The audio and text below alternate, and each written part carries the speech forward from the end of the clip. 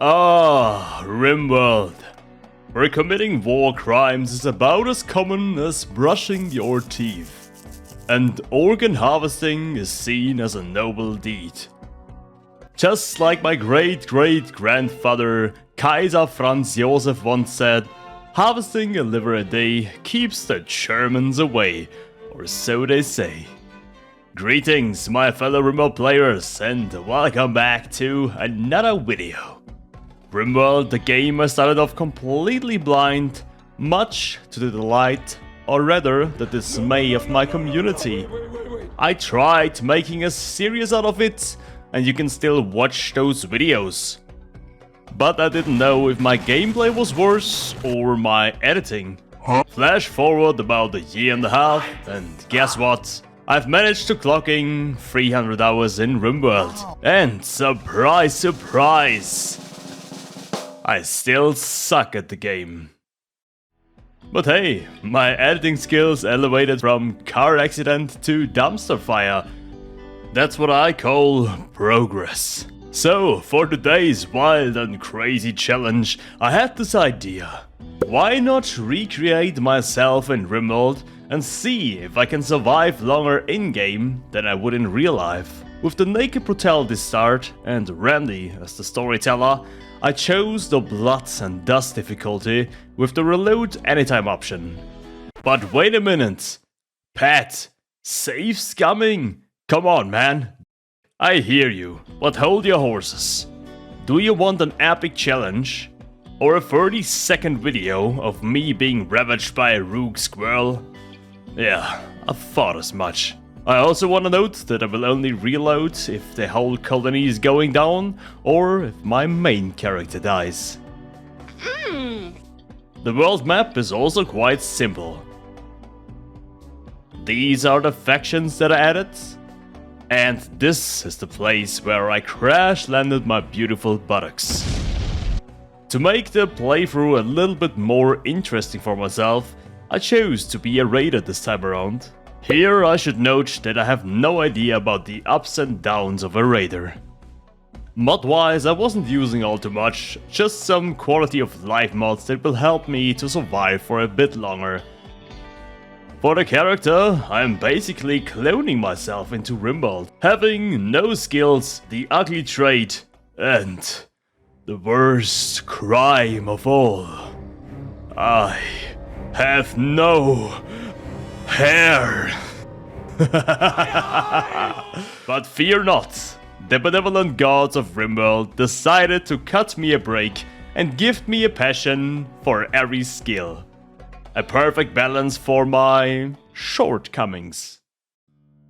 After crash landing on this planet, I went on a quest to find my ideal base spot. I quickly spotted some ancient ruins located next to some rich soil. With my newfound base in the bag, it was time to tackle the basics. I decided to channel my inner green thumb and planted some rice, cotton and herbal plants. The herbal plants will take some time though, as my plant skill was quite low. I then took it upon myself to demolish the walls. I am pretty sure that the previous occupants won't need them anymore. Being a solo pawn had its perks, like not having to share food with anyone. So for the start there were plenty of berry bushes around. But then came the cooking problem. It was like navigating through a minefield. I never knew if I was able to eat the food or if I was getting food poisoning. But I had to get my cooking skill up somehow. And just as I thought the start of my colony couldn't get any wilder, an ibex ram decided to join the party. Meanwhile, through my construction and deconstruction, I ascended to the esteemed rank of construction level 3. This skill went up pretty fast. And then I finished my very own safe space. Sure, it might have been a small step for humanity, but it was a giant leap for my crippling hair loss. One day blended into the other, building, planting, and just getting my skills up. The blood and dust difficulty sure knew how to keep me on my toes. To safeguard my paradise, I devised a trap tunnel because nothing says welcome like a surprising pitfall for uninvited guests. Speaking of guests, I decided to make my ibex ram a pen. And then a pod crashed. A dirt mole, a pawn with okay stats and not so okay traits. So in the spirit of creating a harmonious community, I did the most noble thing. I stripped him of his gloves and let him embrace the cold. Survival of the fittest, or in this case, death. I then decided I want to cook rotten food and play food poisoning roulette. And just as I was rolling on the floor and puking my guts out, a pair of manhunting squirrels crashed the party. But fear not, my trap saved the day. As if food poisoning wasn't enough, my ibex ram caught the plague. I mean, talk about bad luck. At least I got some medical experience out of it. Then, a quest for companionship presented itself. The chance to welcome Bartlett. So Bartlett was a welcome addition. Oh, and did I mention she was a night owl? Finally, a companion who understood the urge to stay up past bedtime. She also had a passion for crafting and a passion for the smarts. I then dubbed my affection the name Never Lucky, and our settlement earned the grand title of Bold Man City. It matched my splendid appearance, of course. With Bartlett as my new partner in crime, we decided to tackle the art of smithing. I then discovered the ultimate secret: shelves. These bad boys upped our storage game and made our place easier on the eyes. Yep, you heard right. It took me a mere 250 hours to discover this. I then saw a lynx fighting a turtle. The turtle, being a real MVP, was damaging the lynx to the point where it was easy prey. But just as things were looking up, betrayal struck like a bad hair day. Bartlett, with a twist of evil intent, decided it was time for her to take me out. But guess what? My hairline sensed the betrayal ages ago. She fell right into my trap. Literally. With Bartlett out of the picture, thanks to my genius trap master plan of course, I was back to the single life. But just when I thought I enjoyed some me time, Raider Bob, armed with skills that were surprisingly not totally trash, decided he wants to burn down my plans. I was able to take him out, but he didn't survive, sadly. As if one raider wasn't already enough, the Cancer Band attacked me, bringing chaos and a questionable faction name. They met their justice in my traps. After a solid 30 days of colony life, it was time to check our stats. And damn, we were looking pretty good. Since I knew that our wealth will go up daily, I decided to enlarge our trap tunnel. To avoid ending up with tattered apparel, I set up a task for my colonists and a new cloth policy. To reward my decision, I got fibrous mechanites. And oh yeah, a cold snap appeared to destroy my plans in the process. In a turn of events, a quest popped up. A visitor who claims they want to help us. Of course, after the last visitor, I had some trust issues. I'm over here questioning this helper's intentions. Will they betray me like the first one did?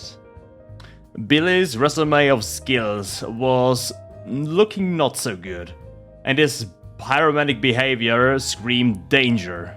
Well, beggars can't be choosers, so I welcomed Billy to the colony. Now, as a freshly minted raider, my daily task was apparently to give the neighboring factions an unexpected visit.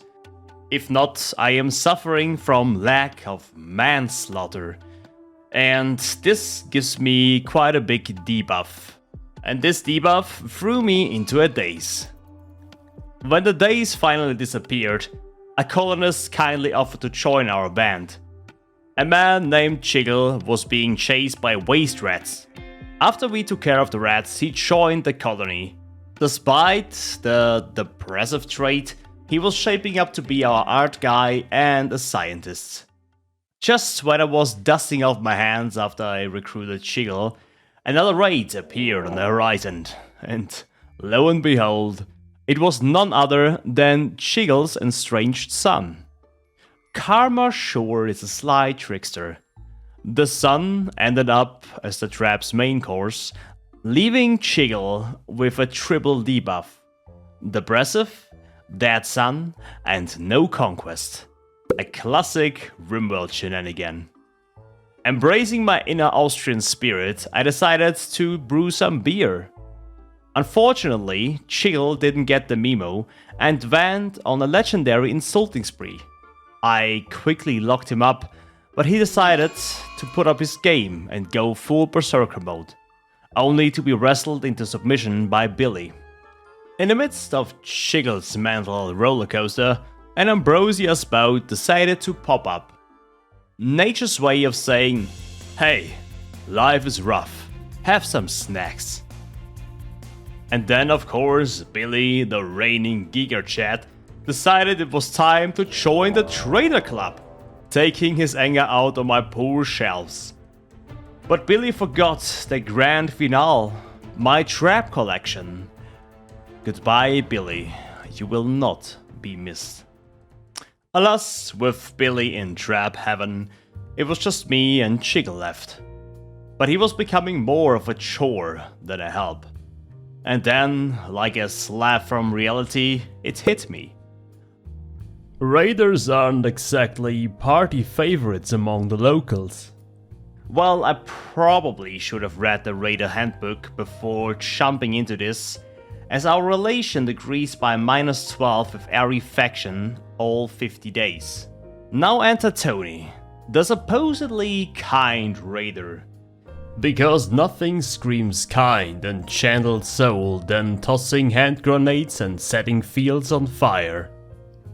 After a heated battle that took a few minutes, I showed Tony the true meaning of kindness. Chiggle, the master of surprise, has meanwhile decided to do a prison break. A wrestling match ensued, with me delivering a knockout punch and promptly sending him back to his cell. However, my patience had a meltdown.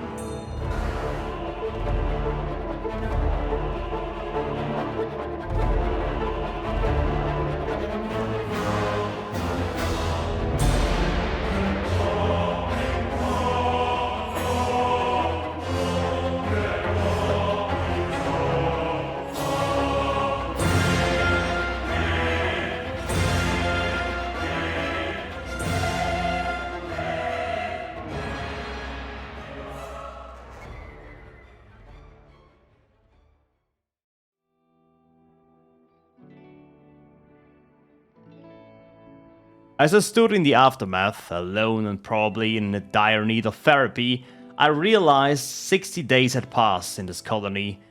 My stats resembled a roller coaster ride, and my skills were growing slowly. Seeing how I struggled with this, I got reminded that my mate Slippin got some expired brain force left.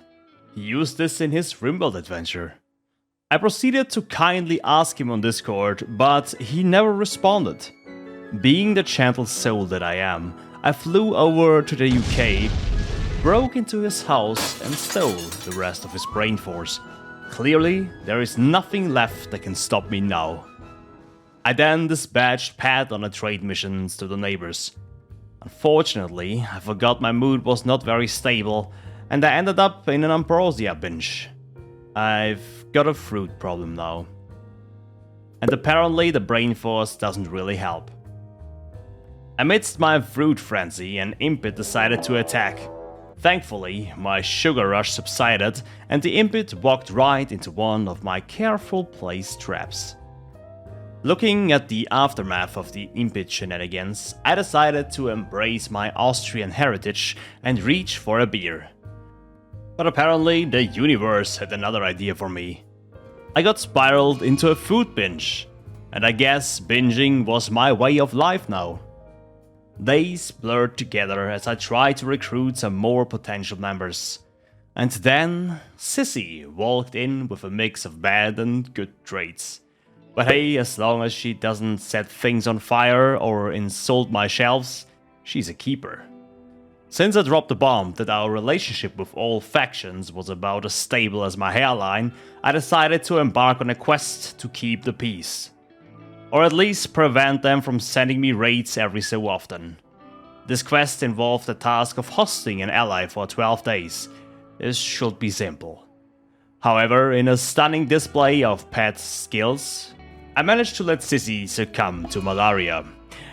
It seems like the cemetery was growing in popularity. And then an imp decided my fields were too green, so he decided to set them ablaze. But hey, with no colonists, who needs food anyway? The next days were quite boring. The highlight was probably me finishing the Leipzig quest, earning a bit of respect from another faction. After 100 days in the colony, it was now time to look at my stats. Even though I failed to get other pawns, at least I was able to level up my character. Then another raider moved towards my colony. Confident in my skills, I greeted him head on and ran back to the safety of my traps. Sadly, I didn't check his stats, and so I missed that he was nimble. After dancing around my traps, he decided to stab me a couple of times and knock me out. With one eye and one ear less, I knew it was time to resort to the forbidden art of safe scumming. As the raider decided to kidnap me, a man in black appeared and came to my rescue, and so the tables have turned. The man in black patched me up and saved the day. Having 2 colonists with decent combat stats now, it was about time that we are going to raid our neighbors. Armed with the Giddy Up mod and some horsepower, we rode into battle. One colonist was instantly downed, another one fleeing. But as I saw the stats of the fleeing colonist, I knocked her out and took her back with us.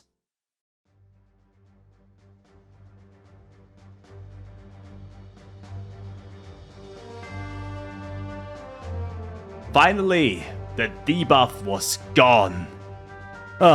It felt like we were making progress. Fortified with newfound confidence and the added layers of defense, I decided my base was a little lonely. So I started to construct more shelves. With the captured pawn turned to a recruit, I figured it was time to give my colonists names worthy of their virtual lives. Subscribers assemble! But first, we had to pull Slippin into this chaos. And the other pawn was named after Vodus. Welcome to this hellhole, guys. So there I was, basking in the brilliance of Vodus' high intellect. Researching became pretty easy now. And just as I was patting myself on the back, a wanderer walked in. A psychopath, you say? I gave him the name of Kleenex. Because who else shall be a psychopath than Kleenex? Soon after, we unlocked machining research. Guns, my friends, the answer to all of our problems. Then I got wind of a child fleeing from rats. The kid wanted in on my colony's actions. His stats were acceptable and he came with the quick sleeper trait.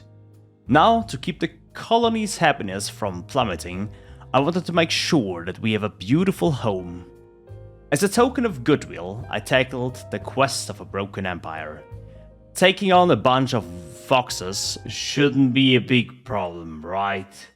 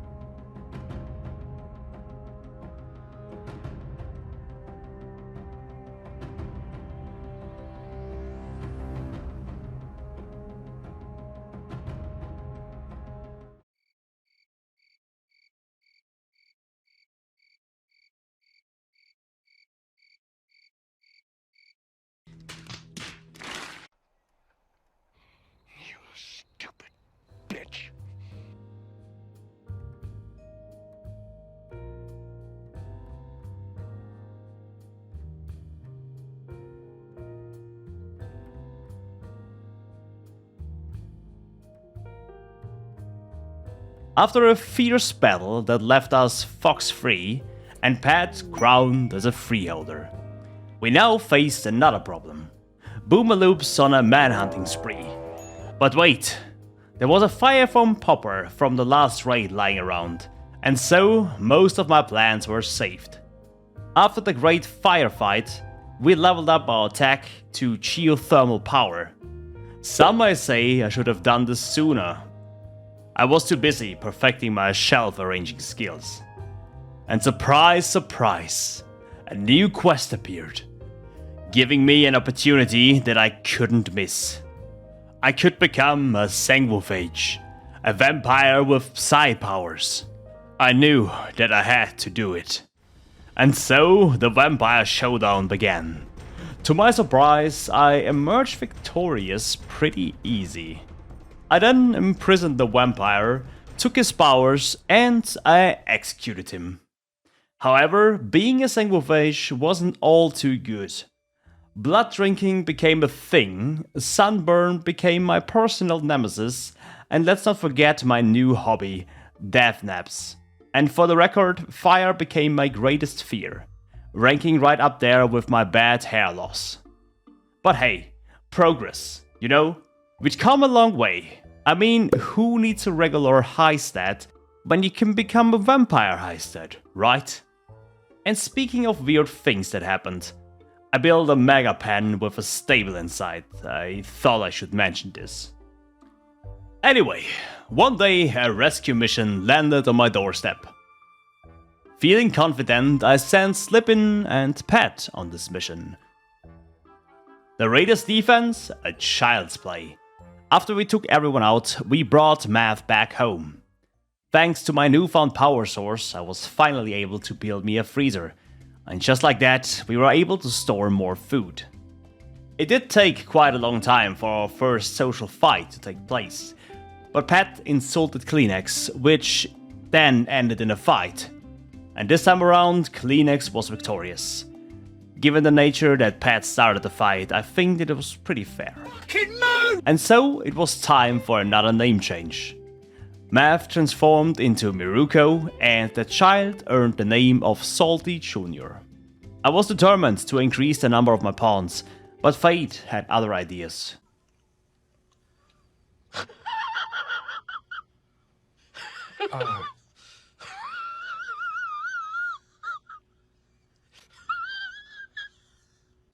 Just when I thought I had a potential recruit, the universe decided to give them a one-way ticket to oblivion. In response, the Knuckleduster unit decided to drop by. Thankfully, my long trap tunnel greeted them with open arms. In my quest to keep the raid debuffs low, I created another squad and assaulted another independent faction. But before the fun commenced, Salty became an adult. His combat stats aren't that good, but if we look at all of his traits, they are pretty freaking good. Quick sleeping, fast walking, and great memory. I would consider this an excellent pawn. At the hunting site, we gave the local pawns a taste of raider justice. And meanwhile, the Luke Poe crew was knocking at our outpost store. Oh, and in case you missed it, or I forgot to mention it, Vodus and Slippin became a couple. And they also decided to ignore my no baby memo, and they produced an offspring. Children are kind of mini chats in Rimworld. You can make them very powerful, but I was also terrified of raising them. The Empire then graced us with a quest. They asked for a siege to crash at our land, and in return they promised us goodwill, and they also lent us some soldiers for this. Pat couldn't sadly partake in this because he was taking his death nap. But the Empire soldiers were quite strong, and together we were able to defeat the enemies and snatch the loot of their camp. You know, being a raider wasn't so bad at all. If you keep on raiding those small factions, you will always get the buff, and this buff helps out quite a bit. In the following days I upgraded my outpost because bigger walls are better walls. However, the Pact of Lemiga raid brought a twist. Sappers. I was lucky, as their technology was really bad, and bringing sticks and stones to a gunfight isn't a good idea. So, what a ride this has been. From a chunky, bold man to a chunky, bold vampire man. We've now passed the 200-day mark in this adventure, and our pawn stats have grown by quite a bit. Again, I call this progress, baby. Wealth management, better gear, base defense, and of course acquiring more pawns. These are my new tasks now. But alright guys, I think it's time that we wrap up this episode. And I hope that you enjoyed it. Huh? Of course, this journey isn't done. There will be another video. But it would be interesting to know what you guys think about this format. Do you like it? Do you want to see more? Or are you not happy with what I did here? Just let me know in the comments. And so I say, until next time, see ya.